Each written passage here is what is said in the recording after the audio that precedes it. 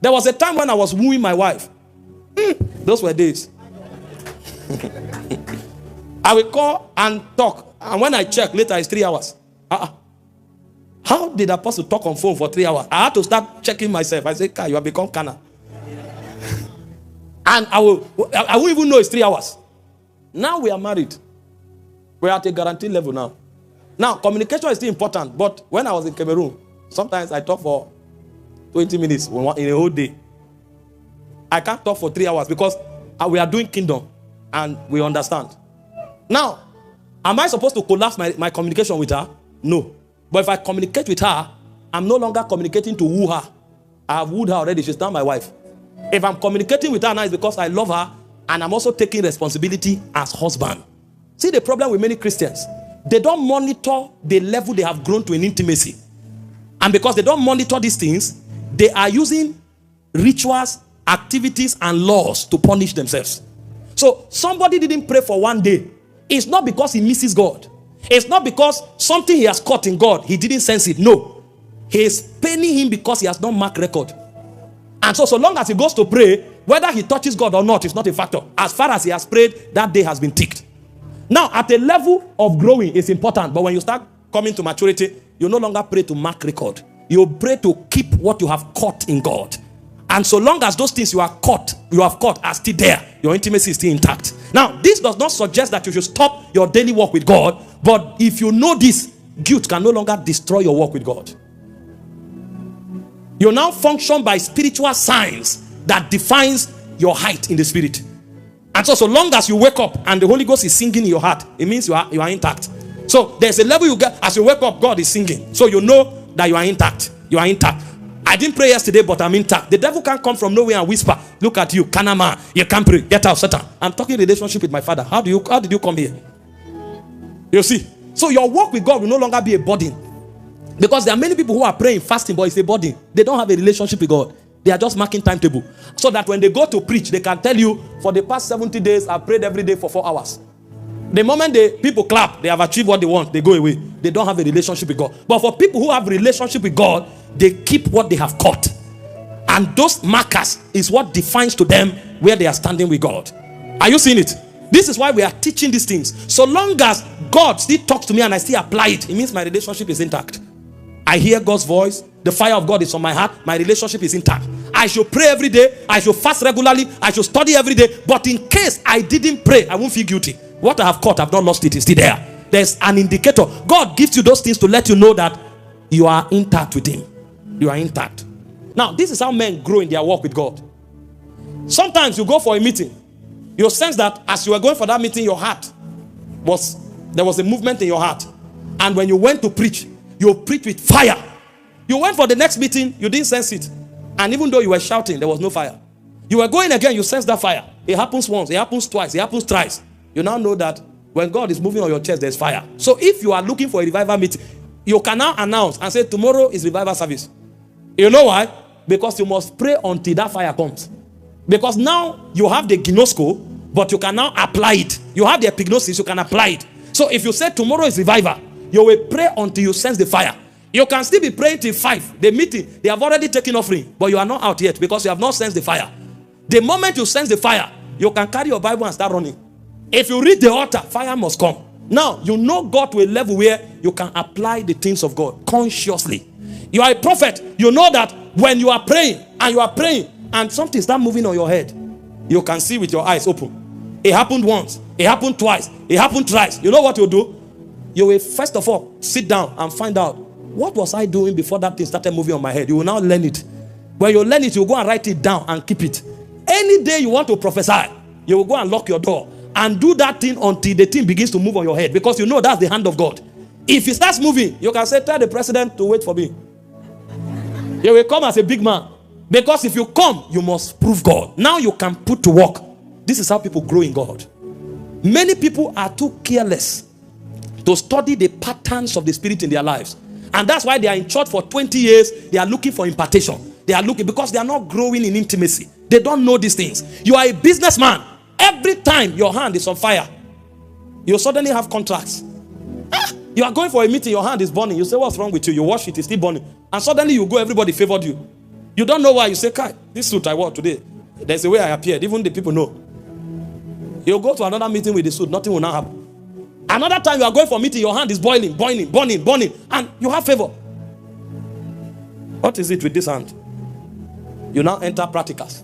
The next time you have a major meeting, you prepare for the meeting 2 days before. You start praying or you start worshiping. Whatever it is you were doing that your hand was burning, you do it for a long time. When the hand starts burning, you have gotten your answer. You now go to the meeting now with expectation. And if what you are looking for is not happening, you can now demand it. Because every time your hand was burning, you had favor. You now come, they want to behave anyhow with you. You now start making demand. Because now you can apply the knowledge. Because you have put it to work severally. It is called ginosko. Ginosko. The ability to put to work the things of God. But this is not the highest level. There's a level where you can now begin to be inventive and creative about it. So ginosko is ability to practice, produce result, or bear offspring from your interaction with God. Now, why am I saying this? This is revelation-based knowledge. You know why? Because these things, if they are happening in your life, it means you are still at that energy level. Because these things happen at different energy levels. Now, let me explain something to you. And I need you to understand this thing in context. Because I'm not saying, go and stop whatever it is God was doing with you. See the way I am now. Where is my friend? Where's my coach? Come. This is my coach. He's the one that mentors me in gymming. Although I go once in 3 weeks. Come up. This is my coach. Celebrating. Let me walk with my coach. Now, he's coming up too. Now, when we went to do deadlift, what was the weight I carried? I carried 60 kg. How many did you carry? 120. You know what is deadlift? They do it to help your back. So they will put the weight. You will stand like this. You will carry it and drop it. Carry it and drop it. So it affects your back. They call it deadlift. Now, if I start training every day for 3 weeks, maybe I will shift from 60 to 80 or 90. If he doesn't train for 3 weeks, if he comes back, he will still carry more. You know why? Because he is already at a muscular energy level. So my practice may keep me fresh, but I've not reached here. Are you seeing that? Now there's somebody else who is bigger than him, who may be carrying 400. Even if I train for 1 year, I won't meet the person. do you understand? Now, why am I saying this? If this man does not train for 2 weeks, he will not necessarily feel guilty that he didn't train. You know why? Because he has reached a guaranteed level of 120. If he wants to go to training, he will go to training because he loves gymming and because it's beneficial to him, not because he's feeling guilty. That's how I work with intimacy. If you have reached the level of ginosko and you are seeing those signs, you may be busy, you didn't pray for 4 days, you didn't pray for 5 days. You will not allow guilt to overtake you. Because you know that you are in a relationship level with Jesus. Are you seeing that? Now, if you are going back to prayer, you are not going back to prayer because you are feeling guilty. You are going back to prayer because you miss the presence. Because you want to love God. Because you want to grow in God. It's not guilt that is taking you back to prayer. Are you seeing that? This is how you build intimacy. And this is revelation-based intimacy. The final level on this order is what we call dokimazo. Dokimazo is not just that you can apply what God is doing. Now you can use those things to prove that God is there. In Romans 12, verse 1 and 2, hear what the Bible says. It says, I beseech you therefore, brethren, by the mercies of God, that you present your body as a living sacrifice, holy and acceptable unto God, which is your reasonable service. Go to verse 2. It says, and be not conformed to this world, but be ye transformed by the renewing of your mind, that you may prove what is good, acceptable, and perfect will of God. The word prove is the word dokimazo. There's a level you now get to in your intimacy that you can use your intimacy to verify certain things. So you can come to a place and say, God is here. At this point, you are no longer feeling. You have gone past feeling. Now you know God's presence. Now you need to understand that the journey of relationship is not just to feel things. It's actually to know. Because God's presence is not necessarily felt. It is known. So when you come to the level of deep intimacy with God, you know his presence. So you can prove his presence. So you can come to a place and tell somebody, God, this is where the patriarchs of old went to. Elijah will come to a place and tell you, let's go to the mountain tomorrow. The God that answers by fire is the true God. He's not feeling anything. Now, you know that this same Elijah at some point will pray and say, until you see something. Elijah comes and say, the God that answers by fire is the true God. And then you go to the mountain. Nothing happens. Somebody pray from morning till night. Nothing happens. And Elijah comes. He now say, no, before I call fire, you may say, this place is too dry. Pour water. Let the place be wet. The place is now wet. And Elijah called on God. He knows. This one knows God. And God will answer by fire. Elijah sits on the mountain. They sent soldiers to arrest him. And he said, except I'm not the servant of God, let fire come down and consume you. And fire will descend, consume. Second batch, fire descend, consume. When the third batch came, the captain was wise. He said, my Lord, please don't be offended with your servant.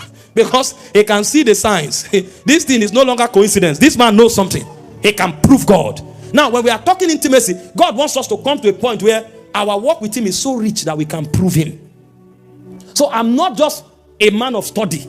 I'm not just a man of fasting. I'm not just a man of prayer. I know that I have entered somewhere with God. So if I come into a place, I can say, unless I'm not a servant of God, unless I don't know God, unless I don't have a relationship with God, let this and that happen. And when those things happen, they will come back and say, we want to know your God. It means your intimacy has gotten to a level where you can use it to prove and justify what relationship with God is. And so when such men said, my God, know that something will happen. You see what David said? He said, by my God, I ran through a troop. By my God, I leaped over a wall. So the guy has an assurance. No matter the number of the soldiers, I know a God. If I call upon him, I will defeat you. If your walk with God has not brought you to that point where you can stand up and say, no, I serve a God, this business will not fail, it means you don't have intimacy with God. You need to get to that point. Some people will look at you and all their prayer for you is out of fear. Now, when people pray for me like that, I honor their faith, I honor their love, I receive it. But I've gone past that level. Somebody will look at you, he will pray for you for 1 hour. And all the prayer that is that you will not fail. This thing will not fumble. This thing will not collapse. Am I planning to fail? You come to a point where you say, as surely as the Lord God liveth, this thing can't fail. And you are not just boasting, you know God. There's a knowledge. That's what the guy said in Daniel 11:32b. They that do know their God. That is a level of knowledge that proves God's faithfulness, proves God's mercy, proves God's ability. And if what we are doing is intimacy, it must bring us there.